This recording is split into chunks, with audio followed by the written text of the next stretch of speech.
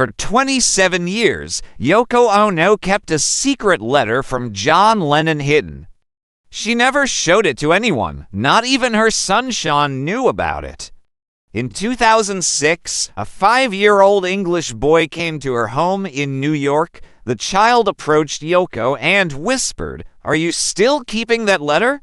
"The letter I wrote on the day I died. I promised you I'd come back." Yoko Ono was devastated that day because no one knew that letter existed. October 23, 2006, Liverpool, England. Sara McKenna was walking through the city center with her 5-year-old son, Ryan. It was an ordinary Sunday afternoon. People drinking coffee in cafes, tourists looking at shop windows, the sound of trams.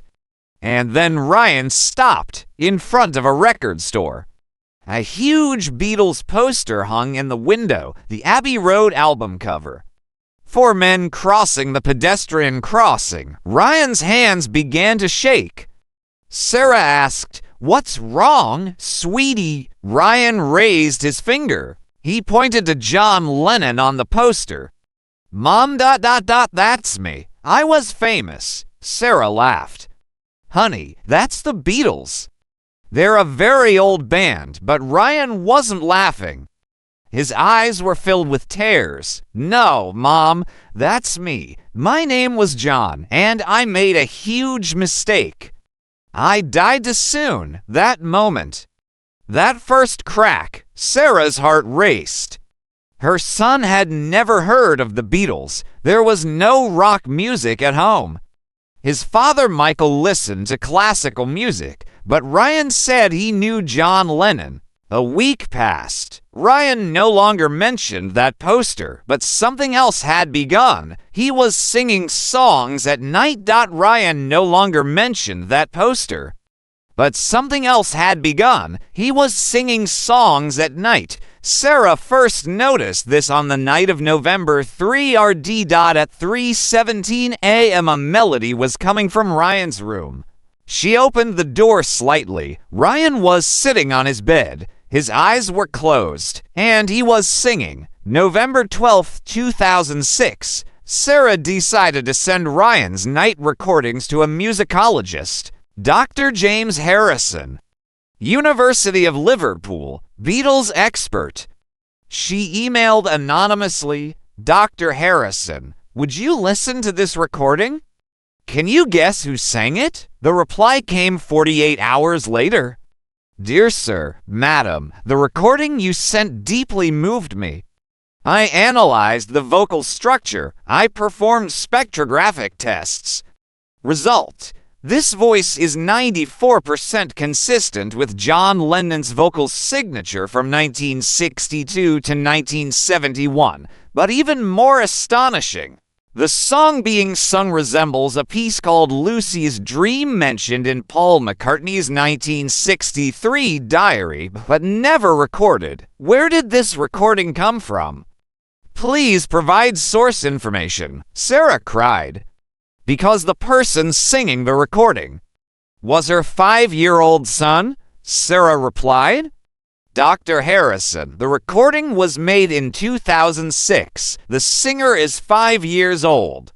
My son Ryan." 3 hours later, the phones rang. Dr. Harrison, with a trembling voice. "Please, please let me see your son." November 18, 2006. Dr. Harrison arrived at the McKenna family's home in Liverpool. Ryan greeted him at the door. There was no shyness. "You're the music guy, right? Do you know Paul?" Dr. Harrison's knees trembled. "Are you talking about Paul McCartney?" "Yes, Paul was always nervous. I always told him to relax."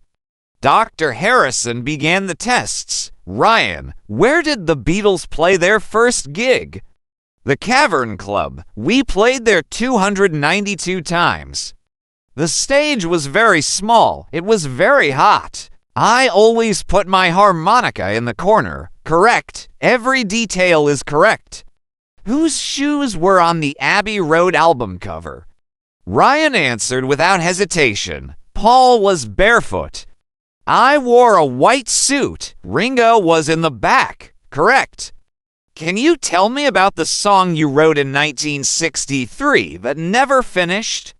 Ryan's eyes filled with tears. Lucy's Dream. I wrote it for Julian, but it was too personal. I didn't want to share it with anyone. Only Paul knew. Dr. Harrison opened the file. A page from Paul McCartney's 1963 diary. John played a strange song today. He called it Lucy's Dream. It's about Julian. Very emotional. He said he wouldn't release it. Some songs are just for the family, he said. Ryan had never seen that diary. No one had. It was only in Paul's private archive. Dr. Harrison made a decision. We have to take this kid to Yoko Ono. Sara seemed to go crazy. Yoko Ono. Why would she want to see us? Because if this kid really carries John's spirit, Yoko will feel it. December 2006, Dr. Harrison contacted Yoko Ono's manager. He sent the recordings, Ryan's version of Lucy's Dream. 3 days later, the reply came. Ms. Yoko wants to see the child, but be prepared. This will be very emotional for her. December 18, 2006, New York. Sara, Michael, and Ryan landed at JFK Airport.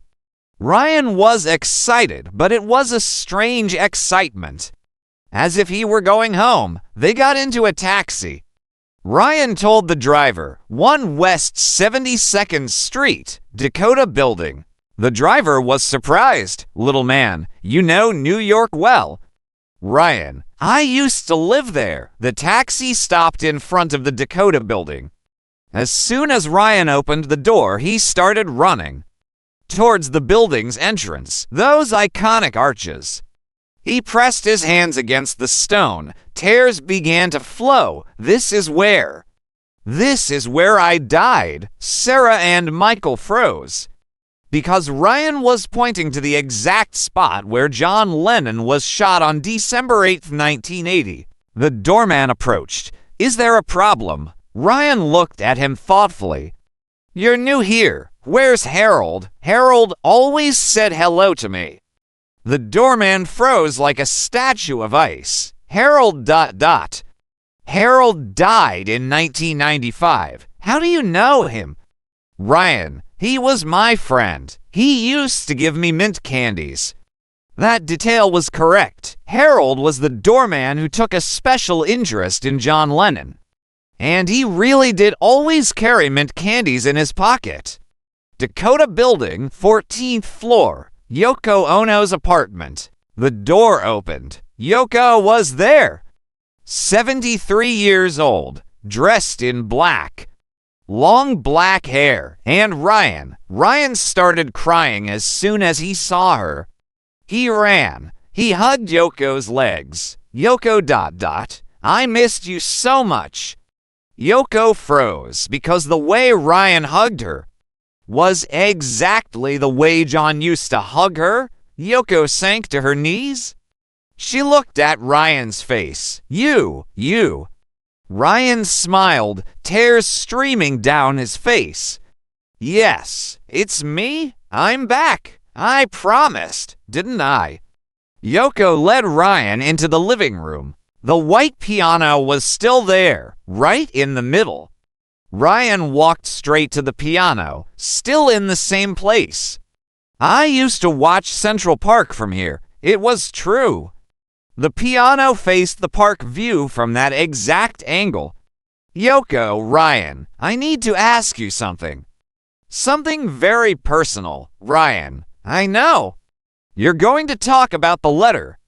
Yoko's face turned pale. How did you know? Ryan approached her. He touched Yoko's hand. Because I wrote it the night before December 8th. While you were sleeping, I wrote it and hid it.